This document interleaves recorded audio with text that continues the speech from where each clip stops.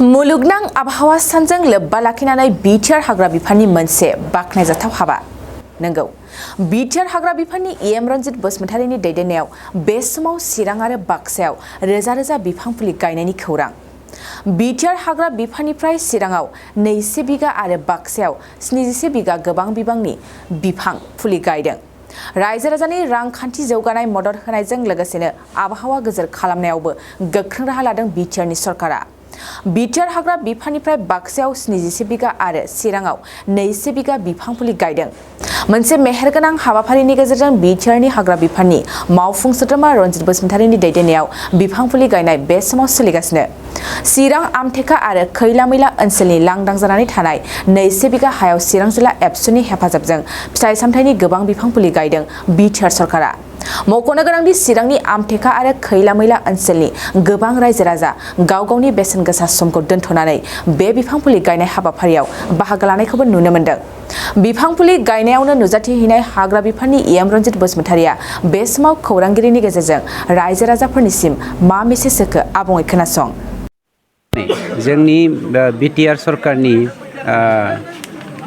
जों सावरायनाय बायदियै चिरां जिल्ला आरो बाक्सा जिल्लायाव जोङो स्पेसियेलि दुलाराय बर' फरायसा आफादनो दायित्वखौ होनानै जोङो दंफां गायनायनि हाबाफारिखौ लादों।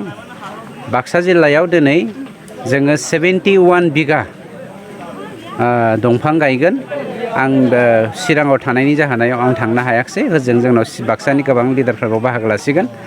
बेनिफ्राय जोंनि चिराङावहाय दंफां गायदोंब्लाबो स्पेसियेलि फिथाइ सामथाइ जानाय लोंनाय जाग्रा लोंग्रा फिथाइ सामथाइनि बिफांखौ बेवहाय 21 बिगा गायनाय जासिगोन आरो दिनै जों दा गायजेननाय स्टार्ट लाबाय।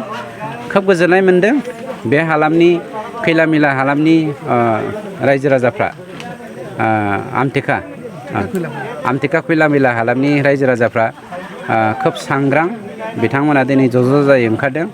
बिसेस गाव गावनि न'खरनि खामानिखौ नागारनानैबो बिथांमोना दंफां गायनो थाखाय दुलाराय बर' फरायसा आफाद आरो जोंनि फरेस्ट डिपार्टमेन्टखौ हेफाजाब होफैदों। बिनि थाखाय गोजोननाय मोन्दों। जेखियानो जायाथों जों बेफोरबायदि खामानिखौ मावफुंलांबाय थानांगोन। मानोना इन्डियानि गेजेराव बड'लेण्डआ बयनिख्रुइबो मोथांखिरसिन मोनसे हालाम हिसाबै जों जे मोनसे सनापुरियावहाय जोनोम जानानै रायजो जागासिनो दं बर' फिसाफ्रा, बेनिनो फोरमान होनो थांगासिनो दङ जोङो दिनै। सार, गोबाङानो 5 जुन खालि बिफां गायनायखौ नुनो मोनो, नाथाय बिफांखौ गायखांनायनि उनाव जोथोन लानायखौ नुनो मोना। बे गावबा गावनि सायाव जाहैबाय। खिन्थु नोंथांमोना नाय दिनै चिरां जिल्लानि जा फरायसा आफाद, बिथांमोना गावसोरनि गरसे गरनै खांनायनि हेफाजाब लानायनि गेजेरजोंनो फेन्सिं होनानै 21 बिगा फिथाइ सामथाइ जानायनि बिफां लाइफांखौ दिनै गायजेनबाय। बे जोंनि थाखाय बरायथावना। आरो फेन्सिं होबाय होननानै जे जों बेखौ कमप्लिटलि प्रटेक्टेड खालामनो हाबाय बे नङा।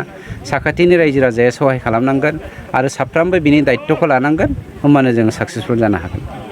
2023-24 सोलोंथाइ बोसोरनि थाखाय क'क्राझारनि दतमायाव थानाय सेन्ट फ्रान्सिस जेभियार एइचएस स्कुला नोंथांमोननो लानानै फैदों गोदान मुं थिसननाय। दतमानि बोरसिजरा गामियाव थानाय सेन्ट फ्रान्सिस जेभियार एइचएस स्कुलाव दायो आर्ट्स स्ट्रिमाव 11 थाखोनि थाखाय गोदान मुं थिसननाया सोलिगासिनो। बोसोरै फरायसाफोरा मोजां जौखोन्दो लानानै उथ्रिसारनो हानाय बायदिनो बे फरायसालियाव नोंथाङाबो गुनगोनां सोलोंथाइखौ लानो हागोन। लोगोसेयैनो बे फरायसालियाव सोलोंथाइनि मोजां थासारिखौ बिथा खालामनानै हौवासा आरो हिन्जावसानि थाखाय आलादा आलादा हस्टेलनि खाबुबो दं।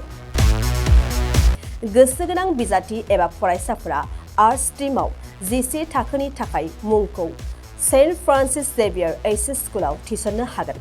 मुं थिसननायनि बागै आबुं बाथ्राखौ मिन्थिनोब्ला नैबे मबाइल नम्बर 7637819350 एबा 6900559217 आव थोंजों सुलाद लानो हागोन। थामहिनबा सेन्ट फ्रान्सिस जेभियार एइचएस स्कुलाव थांनानैबो नोंथाङा सुलाद लाहैनो हागोन।